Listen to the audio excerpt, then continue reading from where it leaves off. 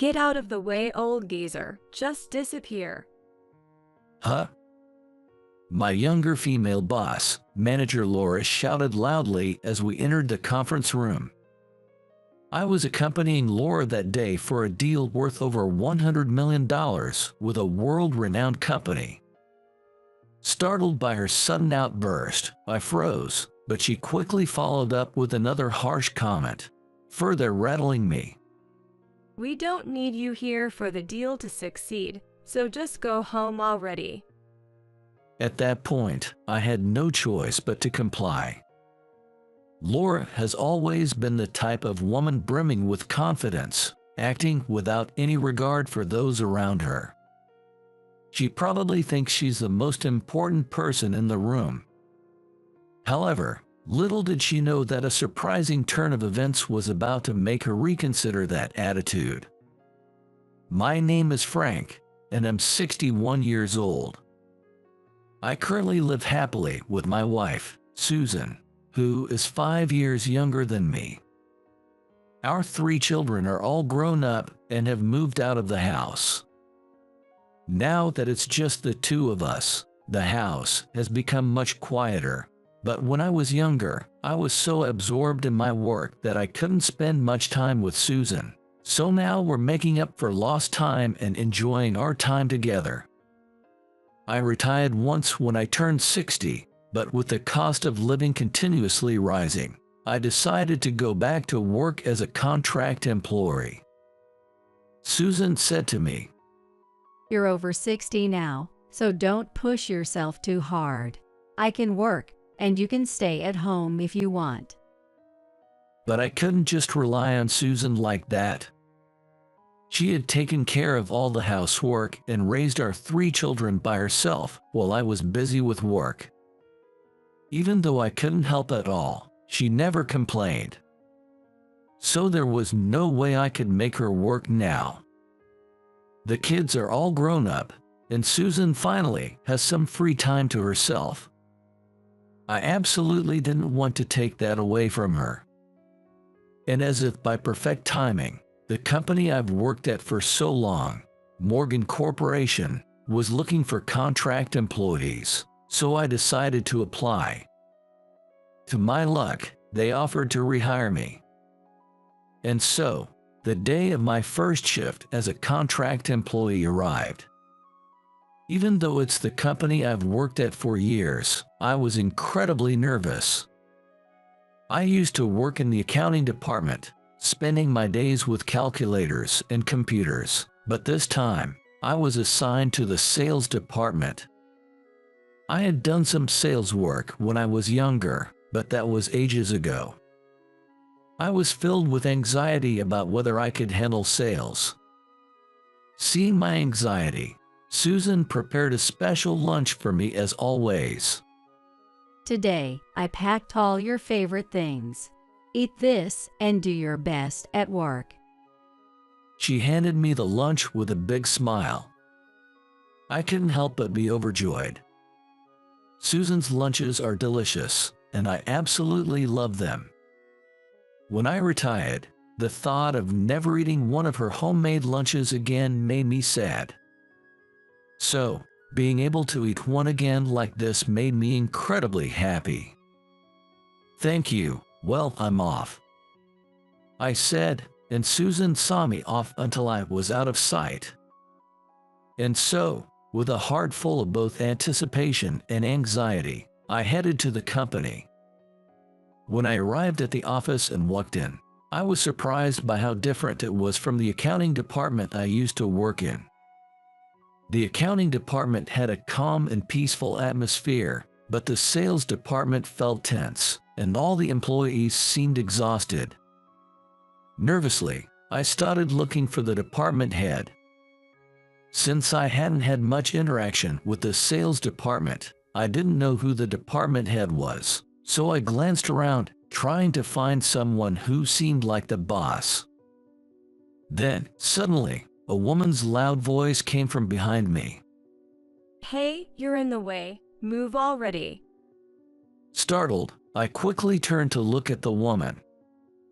She looked at least 20 years younger than me, but her attitude was clearly overbearing. "Sorry."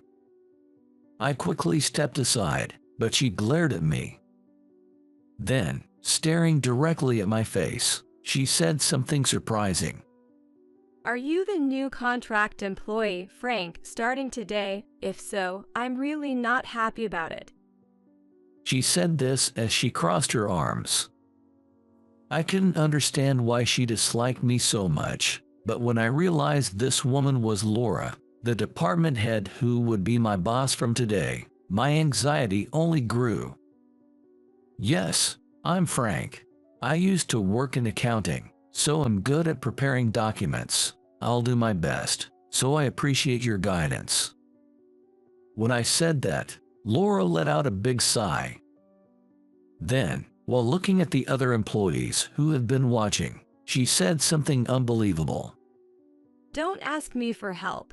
There's no way I'm taking care of some old geezer. James, you do it.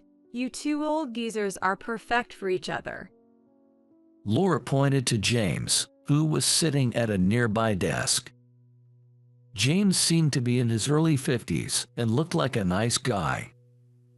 Despite looking a bit puzzled, James stood up and approached me. "Frank, my name is James. The desk next to mine is available, so please use it." James, who had been scolded by Laura, led me to the desk with an air of uncertainty. Seeing this, Laura began to talk at me rapidly. Since you obviously can't do sales, just make sure you assist the other employees properly. If you mess up, you're fired. Seriously, why did HR stick us with this old geezer? Laura stormed back to her desk in anger. "Fired if I make a mistake." I had worked in the accounting department for many years, but this was the first time anyone had ever said something like that to me. Laura's words, which felt like a threat, made me feel angry. Then, James quietly told me about Laura. Laura is the youngest person to ever be promoted to department head in this company. She graduated from Harvard University, which is considered one of the most challenging schools, and she's apparently highly regarded by upper management. Her work is flawless, no matter who you ask, but she's really tough on anyone below her. She doesn't go easy on new employees, so you should be careful too, Frank. James said this in a whisper, so no one else could hear. I see. Laura acts high and mighty because she's considered an elite employee. That's what I thought. While I was a bit irritated by Laura, I didn't have time to dwell on it. I needed to learn the sales department's work as quickly as possible. And I have to make sure Laura has no complaints. I focused on getting to work and tried not to think about Laura. Then, after a while, Laura came over to my desk again. Here, these are the materials for tomorrow's sales meeting. Organize them and submit them to me by the end of the day. Laura said this and handed me a huge stack of documents. I had never prepared sales materials before, so I was at a loss, but I started working on them anyway. Seeing this, James kindly offered to teach me how to put them together from scratch. Since I was good with computer work, thanks to James's help, I was able to complete the materials quickly. As expected of you, Frank, accounting does involve a lot of computer work, after all. I should take a page out of your book. James praised me, but Laura was different. When I handed the completed materials to Laura, she began reviewing them. After finishing her review, she dismissed me with a wave of her hand without saying a word. No matter how high up she is, when someone does work for you, you should at least say something. I couldn't understand why Laura acted so high and mighty in her work. Without saying anything, I glanced at Laura and returned to my desk to start another task, but the gloom in my heart remained. After a while, the long-awaited lunch break finally arrived. I opened the homemade lunch that Susan had prepared for me at my desk. Inside, just as she had said this morning, it was packed with all my favorite dishes. Susan's kindness warmed my tired heart. As I was getting emotional, James saw my lunch and exclaimed in admiration, "Is that homemade? That's nice." As he said this, James started eating the sandwiches he had bought from the corner store. Then we started chatting about random things. Through our conversation, I realized that James was only 3 years younger than me and was quite friendly. The topic eventually shifted to Laura. James's expression turned grim. Since Laura took over as department head, the atmosphere in this department has completely changed. It used to be a really bright and fun place to work. Is that so? Now, it's nothing like that. The air is tense and heavy. When I said that, James let out a sigh. It's all because of Laura. She might be good at her job, but she doesn't care one bit about her subordinates' feelings. Since she became department head, several employees have left. With that attitude, it's no wonder people are quitting. James gave a bitter smile. I see. I nodded, and James finished the tea he had in front of him. Well, I can quit even if I want to. Huh? Seeing my puzzled look, James started talking about his family situation. As it turns out, James lives with his wife, who is ill and needs to go to the hospital every day. James accompanies her to the hospital every day. On top of that, since the medical bills are out of pocket, if James doesn't work, they won't be able to afford the hospital visits. That's why James has to keep working, whether he likes it or not. That stuff. That was all I could say.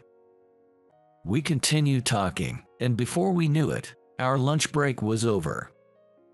As we hurried to clean up our lunch boxes, Laura came over and ordered us to prepare a large amount of paperwork. Here, get this done by the end of the day. Laura, with her haughty attitude, leaned back in her chair.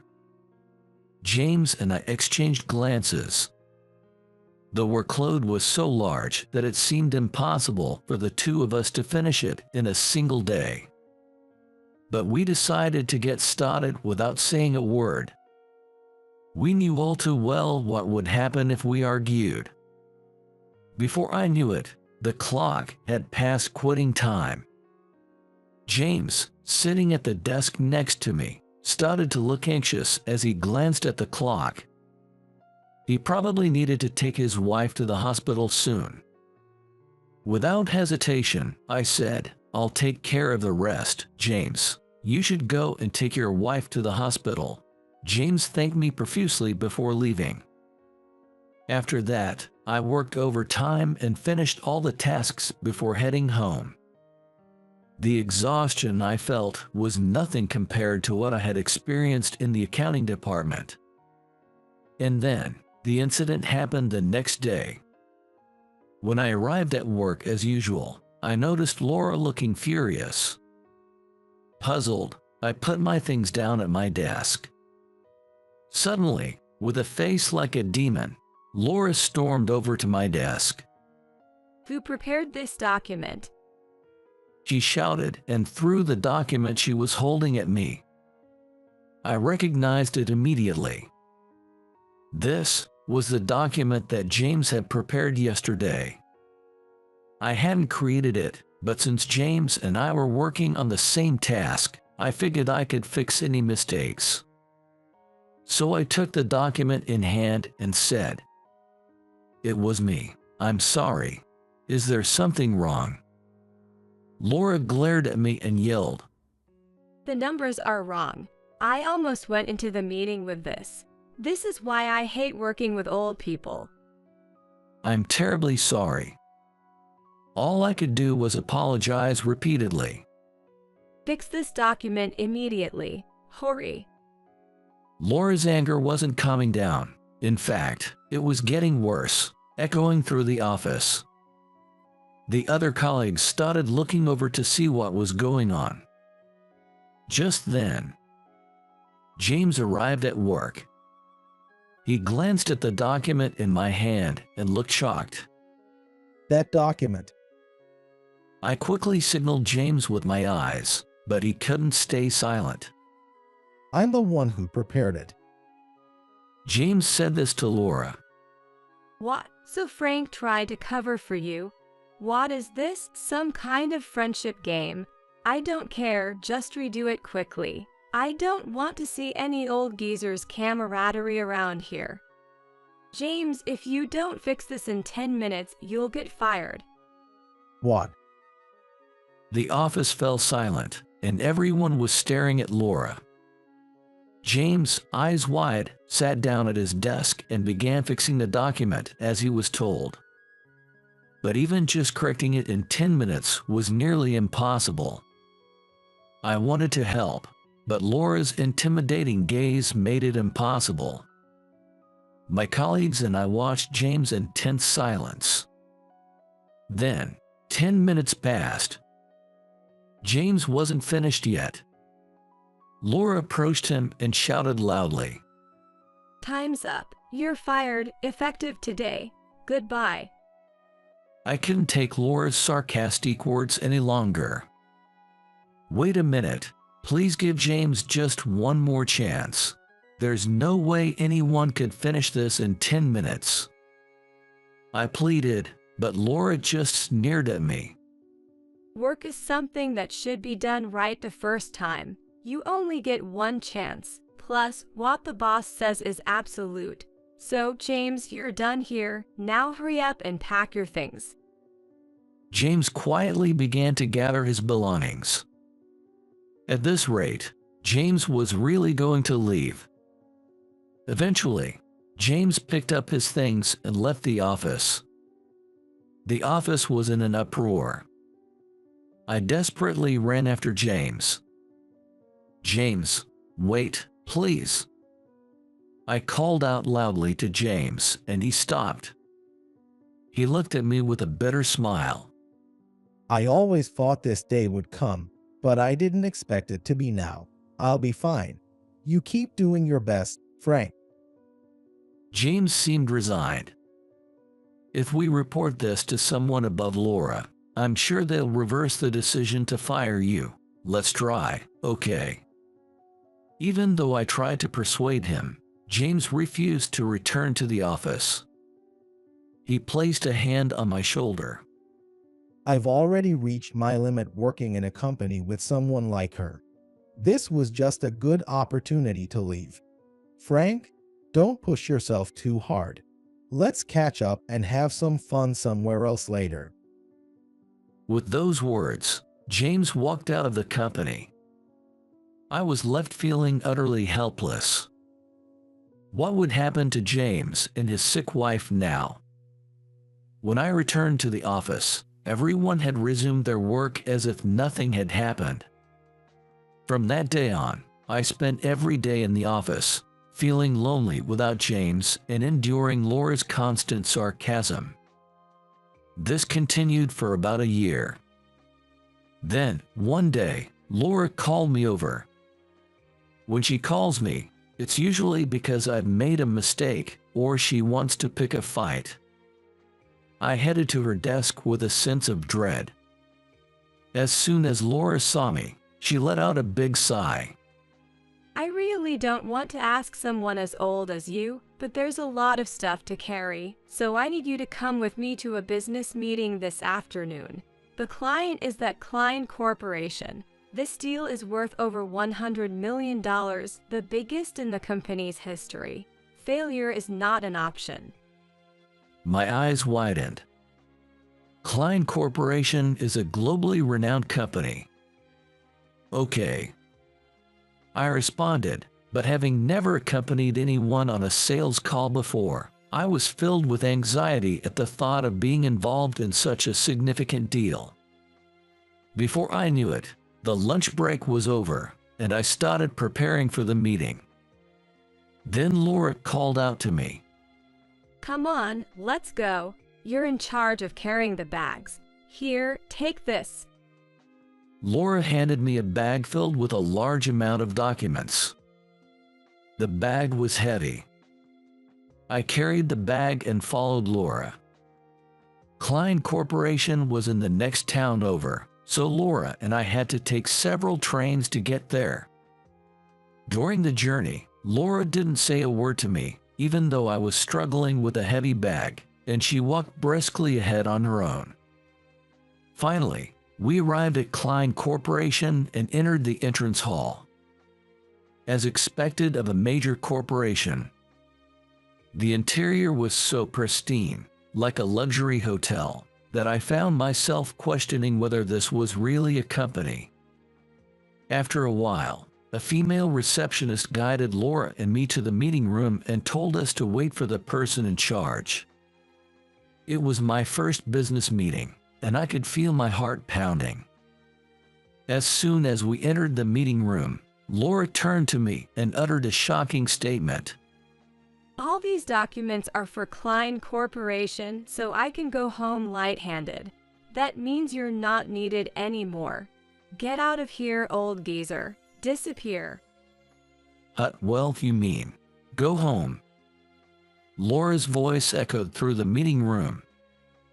Startled by Laura's sudden outburst, I was frozen in place. Was I really just a bag carrier? I was both stunned and a little irritated. But then, Laura hit me with another verbal blow. The meeting will go just fine without you, so hurry up and leave. You're just in the way. There was nothing I could do after being told that. Laura was always the type of woman who acted with confidence, disregarding those around her.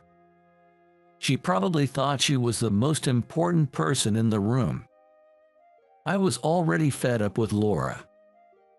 As I stood up and prepared to leave the meeting room, a loud voice came from the entrance. The voice was shaking with anger. What are you talking about?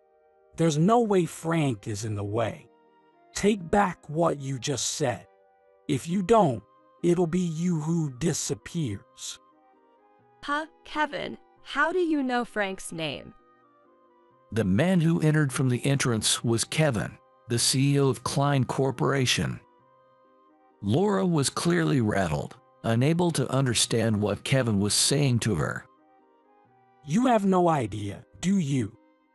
With all due respect, this old man, Frank, is just a contract employee at our company. He came along today as a bag carrier. Having him in the meeting would just be a hindrance, so I was going to send him back to the office.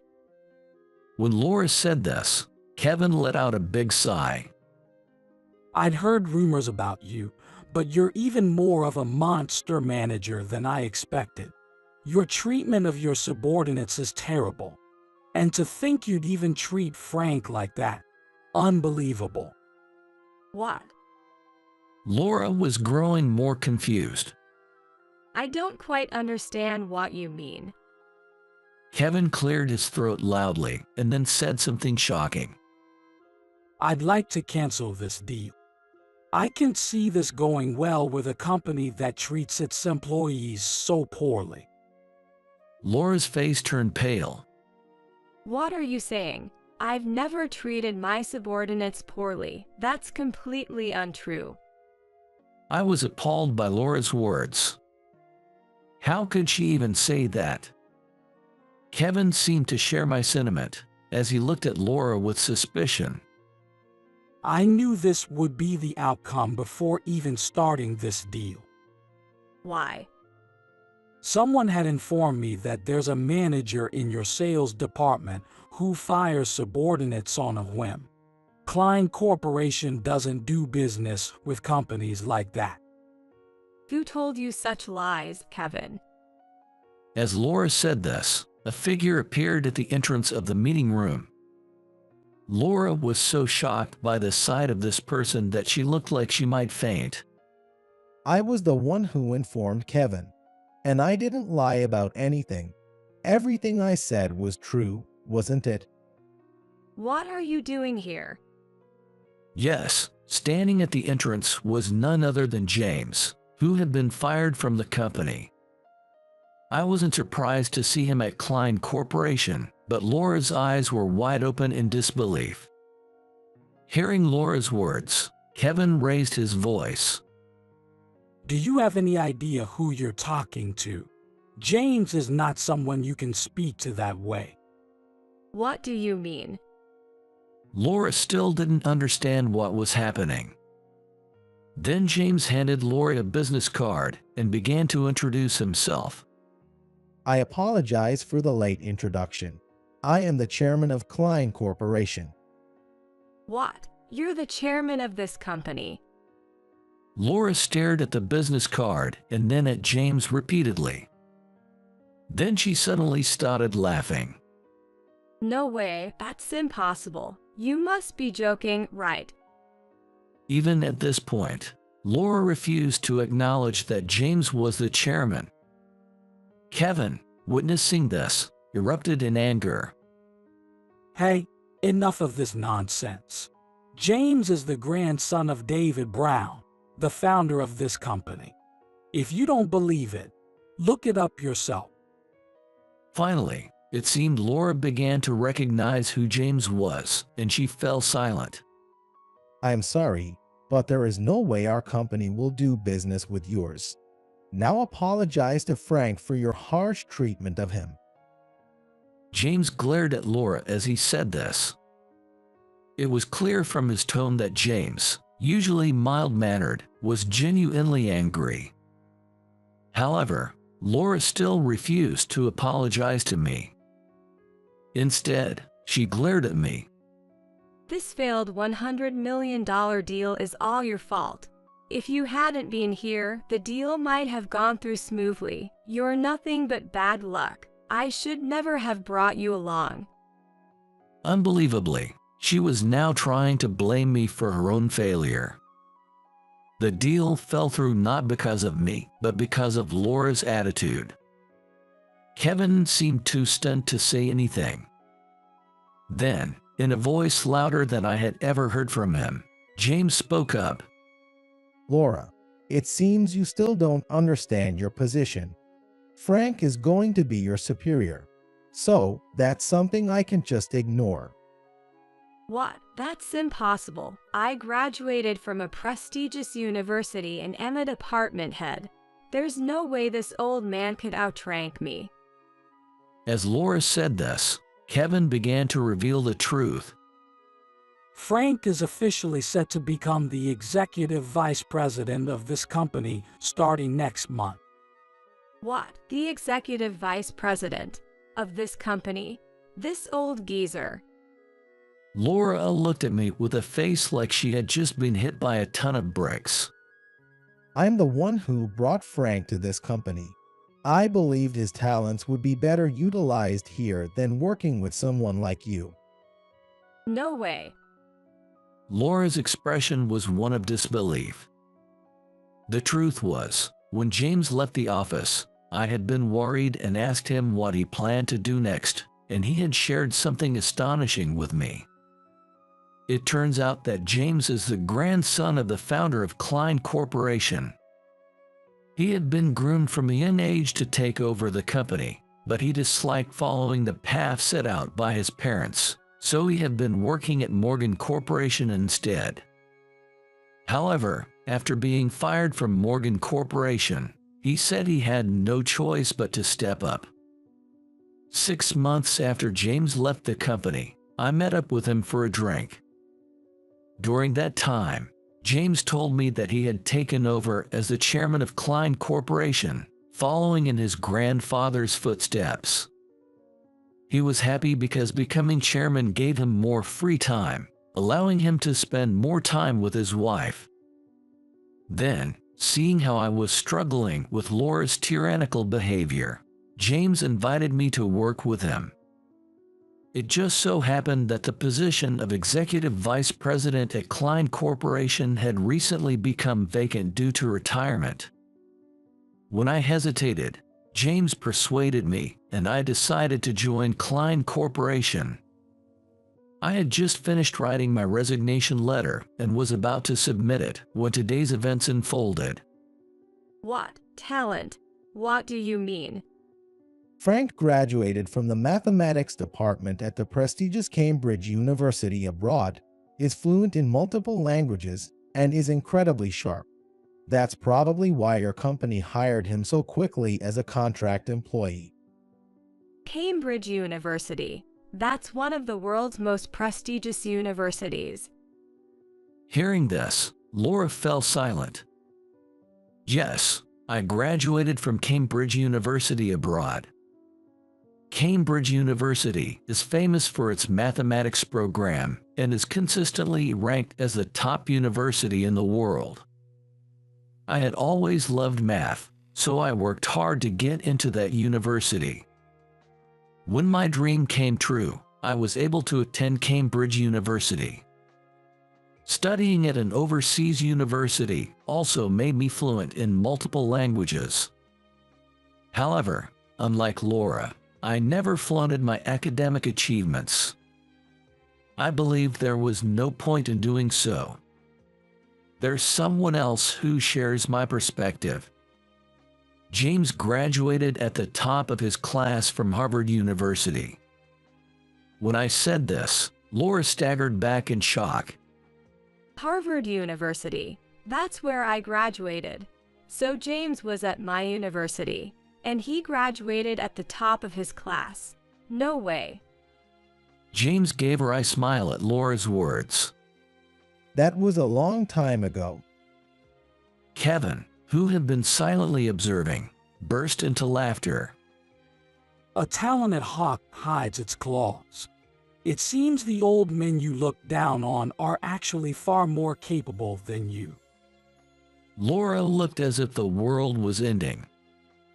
Kevin, in a stern tone, delivered a final blow. Frankly, your behavior today has been unacceptable.